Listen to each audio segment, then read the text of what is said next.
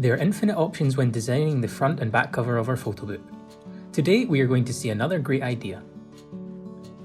With this design, we have focused the attention on a single photo on the front cover and supported it with a diagonally placed harmonic colour and texture. Let's do it on the software. First, we are going to choose a colour for our background. Then, we are going to add a fill box and select a texture. Now we rotate it and make it larger so it covers the top part of the cover.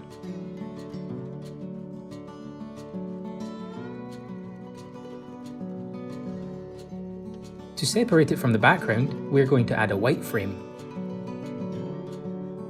We add the photo and modify the dimensions to create a square. When the square is done, we apply a circle frame to it. We reframe the photo and align it to the centre so that it stays in the middle of the cover. To finish it, we add a text on the back cover.